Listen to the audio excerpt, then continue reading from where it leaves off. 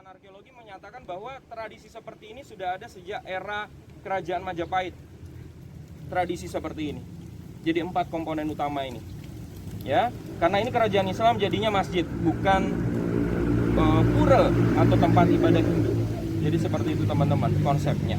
Nah, terus kemudian arah hadapnya keraton Pakualaman Puro Pakualaman ini adalah menghadap ke selatan, ya. Karena umumnya biasanya kalau istana itu menghadapnya ke utara, teman-teman.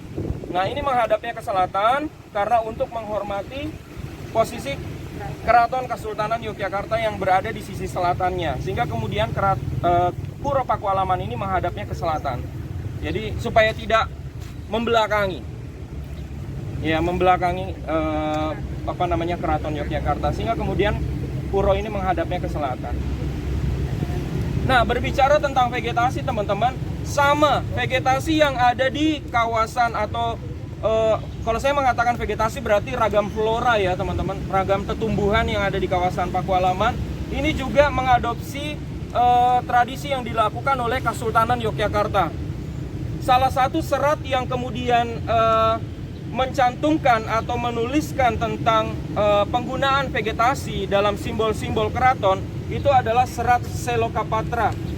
Ya, serat Selokapatra ini yang kemudian menuliskan tentang bahwa pohon ini adalah simbolnya ini. Pohon ini maknanya seperti ini. Sehingga kemudian yang ada di Puro Pakualaman ini sama dengan Kesultanan Yogyakarta. Sama, teman-teman. Ya, vegetasi yang pertama yang bisa kita amati adalah pohon beringin. Ya, pohon beringin yang ada di alun-alun Sewandanan. Coba bisa ditunjukkan mana pohon beringinnya. Udah langsung kelihatan ya. Pohon beringin yang di sebelah sana juga ada, teman-teman. Nah, berbeda dengan Kesultanan Yogyakarta, teman-teman, pohon beringin di alun-alun Sewandanan itu tidak ada beringin kembarnya. Jadi memang dalam aturannya, karena dia wilayah yang di bawah, ya, di bawah kedudukannya. Maksudnya dia setara, tapi secara kultural, ya, dia di bawahnya Kesultanan Yogyakarta. Sehingga alun-alunnya itu tidak punya beringin kembar. Cuman beringin yang kemudian ditanam di kawasan alun-alun. Nah, pohon beringin ini menurut serat Selokapatra, teman-teman, adalah pohon kehidupan, ya. Pohon kehidupan yang biasanya, teman-teman, pohon beringin karena rantingnya itu dan dedaunannya rimbun, sehingga kemudian banyak hewan, ya, hewan-hewan baik itu burung, tupai, segala macam itu juga berdiam di pohon beringin seperti ini. Kemudian akhirnya diambil maknanya bahwa raja itu, ya, mengayomi penghidupan masyarakatnya, atau seorang pemimpin itu harus mengayomi, ya, mengayomi kehidupan masyarakatnya, baik itu secara spiritual, ya, secara kultural, secara ekonomi, secara keamanan. Itu raja bertanggung jawab terhadap rakyatnya.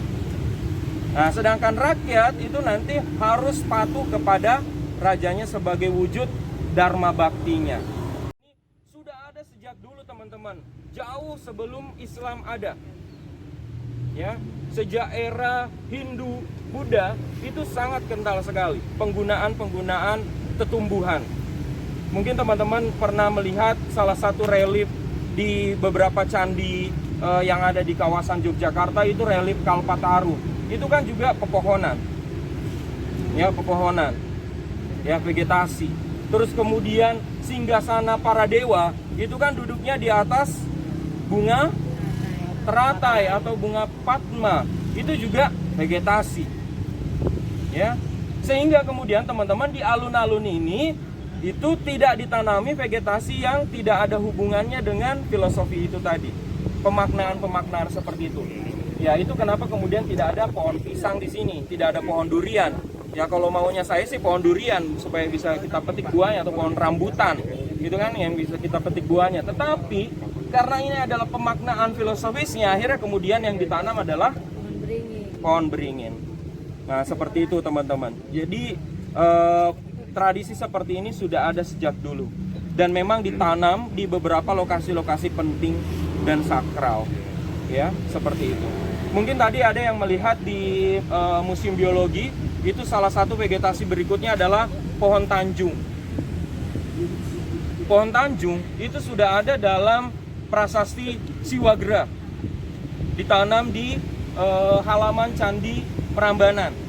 Nah, di situ dikatakan dalam prasasti Siwagra itu dikatakan bahwa Dewata itu turun melalui pohon tanjung. Sehingga kemudian ada pohon tanjung di halaman Candi Prambanan. Jadi seperti itu teman-teman. Jadi memang dari sejak awal seperti itu. Dan semakin mengkristal ketika wilayah Jawa itu kemudian terislamisasi. Ya, terislamisasi. Apa sebabnya teman-teman? Apa sebabnya? Itu terkristalisasi semakin kental penggunaan vegetasi itu ketika era Islam.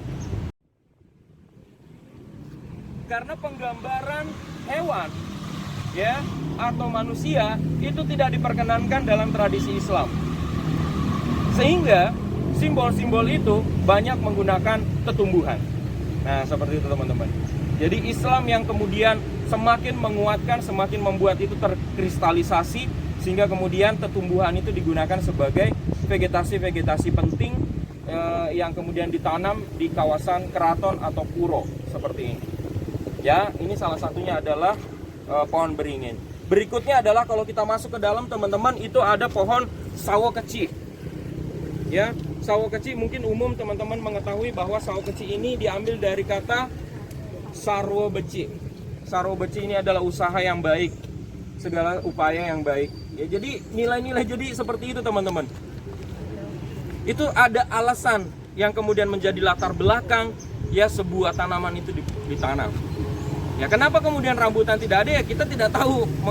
Mungkin sistem pengetahuan masyarakat Jawa waktu itu tidak bisa menghubungkan rambutan dengan nilai-nilai. Itu teman-teman. Jadi seperti itu ya. Jadi karena pandemi sampai sekarang.